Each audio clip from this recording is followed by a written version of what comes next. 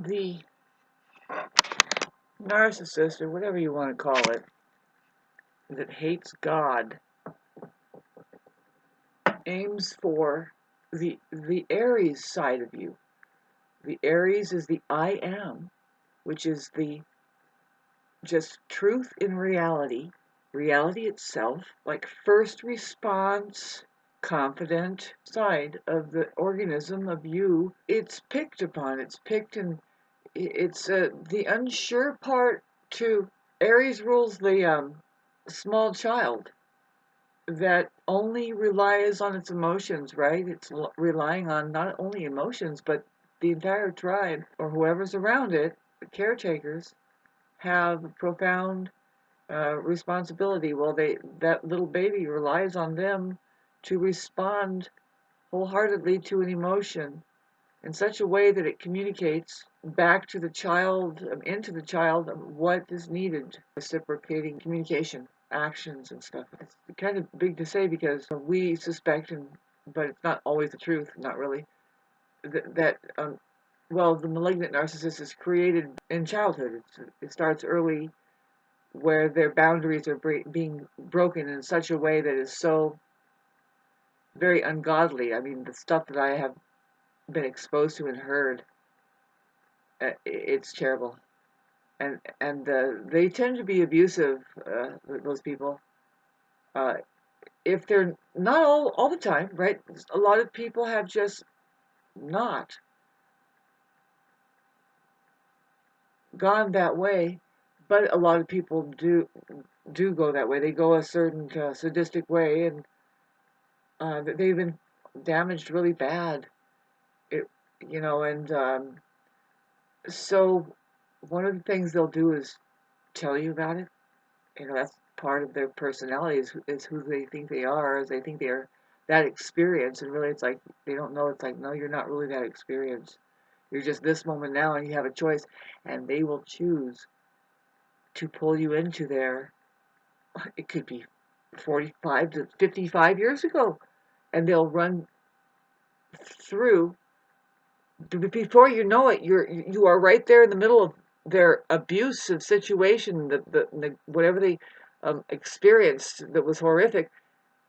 They are abusing you there, emotionally, kind of like, if they're exposing you right there, that's the truth. It's like, and then because it's like, okay, now I'm in the middle of this thing and I'm not getting paid enough to counsel them, or they don't care to listen to anything. I mean, it's just, I think that whatever.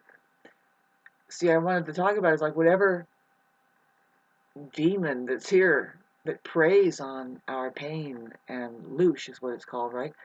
Um, Comes through them, and they know that they're transferring that on. They're like, "Hi, I'm," as you're getting, you know, this thing that they think they are. Really, if you were better than just the average, really, you can maybe hold space for them to realize. If you're fully realized, you can say, "No, that's not really you." Yeah. The main problem that we have with all this is that when we start relying on them to be some kind of living agree, like mutual reception, like what I mean is like, yeah, reciprocating. Like we understand that we're relying on each other. Like you're going to be there on time at least, and a lot of times, a narcissist classically they don't hold appointments very well. They'll make try to make a plain wait, or they just yeah, it's on their time really, and uh, anyway, why talk about them? Why waste our energy? Well, it's better to vent off in a productive way, and if you could just poke around at it, we can't talk about it enough, and unfortunately, they see, you don't want to do it in a way that shows you that shows them that you're in a lot of pain and suffering. You wouldn't know that I'm actually that way now. See, that's what I was going to tell you. It's like you don't see, the Aries is not going to give you the pain that you're causing us. I'm just speaking up for the organism. Because that is the most beautiful side that says, you know what, you didn't even touch me. In fact, I saw a fucking idiot coming at me a long time ago, and I'm now trying to bring it up, and it's not going to grow, and you're exhausting us, and you're mocking us, and you're trampling on us, and you don't know we have patience, and we're just not going to go. We would rather appear naive than to bicker and fight you and go stoop down. We're like this and saying, come on. You know, the Aries is the part in you that says, no, I went the extra mile, and boy, I hate to run into the one who has Aries on the 7th house of Libra. Well, they have a Libra rising, and now they're putting their extra mile in relationships. And now what happens, though? You put your extra mile in for a narcissist, and you just can't do that. You can't love a narcissist. Now, you can if you're getting paid a lot of money. Welcome to the world out there. I mean, it's totally fashioned up for the to live. It's like an amusement park, you know. Let's just hang them up on money, and they love the conveyor belt system. It's ruthless. You know, they plug into that, and then they unplug, and then they go back and plug into a human being that probably can't blend in with that plug society. You know what I mean? It's just more and more. You know, it's known that people that struggle with the money-making system, it's not because they're stupid or anything or have any kind of mental illnesses. I mean, maybe they are mentally ill from what? The profoundly sick society that is there. What's the saying? It is no measure of good health to be well adjusted to a profoundly sick society. Why? How could that increasingly, more and more, be something that you want to do unless you're fucking crazy too? Absolutely gutting out your soul and your fucking personality to put on a damn name tag and plug in to the system, which is going to pay you just really fine and great. But then what happens?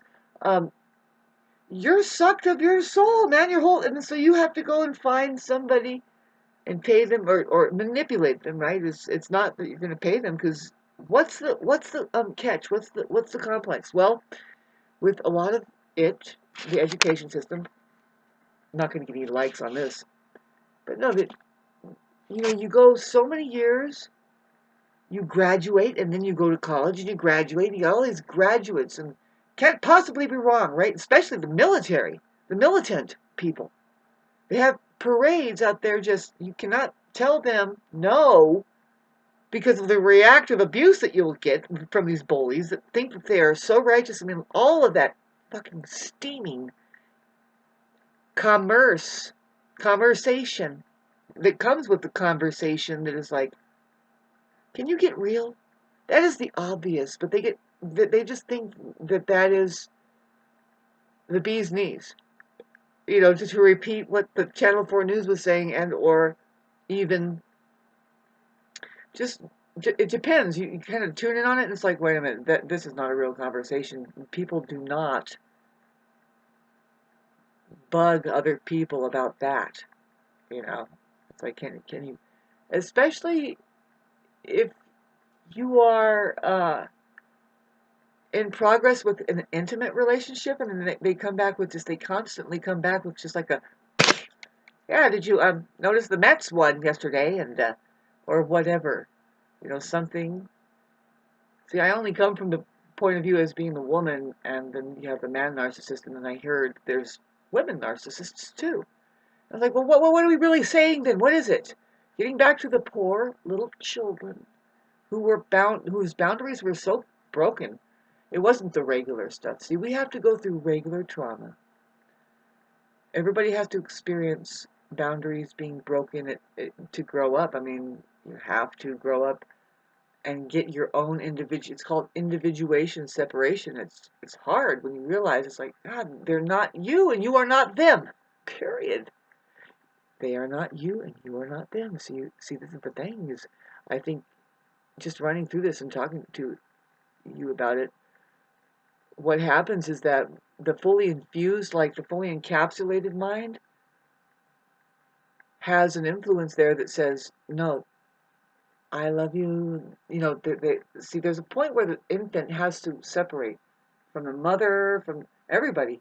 It's happening from about 3 to 5 that they're going to through this thing that is kind of difficult. And unless you don't know what's happening, unless you know what's happening, I mean, you're bound to not know what's happening when you start arguing with them. The worst thing is to find a narcissist there in front of your face who's arguing with a toddler about something that is just, you let them decide for their own what to do, even if it's something you can see it won't work, but let them carry through with it.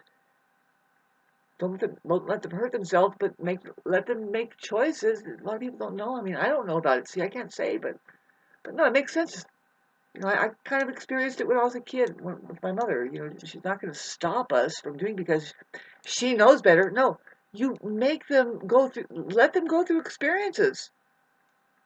You don't always be their eyes and their ears and their nose. It's called helicoptering. I don't know, whatever. So anyway, I can't say much, like I said, because wasn't having the kids in this lifetime. Wouldn't dare to. I admire everybody who does, but then again, whoa, some of the stuff that has happened around me, babe, it's like, proves to me, it's like, ooh, how mean, how bad, how fucked up. I mean, I hope these people turn into the singer for Queen or something like that because they've been through such a hard time. You hear that all the time, but what becomes of these people, really? Fuck, man, fuck those days. Swipe, flash, that's what I'm talking about. It's like, no more of that looping back into memory and thinking that you're just an experience that only the mind can hold. This is the problem. Coming face to face with it is like, have you just realized that there's this moment now? Can you meld into being with the scene, face people, especially when people are there? It's not just totally space out and not be present to people. I can understand when there isn't anything to talk about, but if it's an intimate relationship, usually communications have to happen. Communications has to go on. If anything, to keep it something of a delicacy that you cherish, why not say little forget-me-nots, like, or whatever, like little like confirmations, like, well, gee, wow, and well, thank you, or you know what I mean, and to coo at each other, right?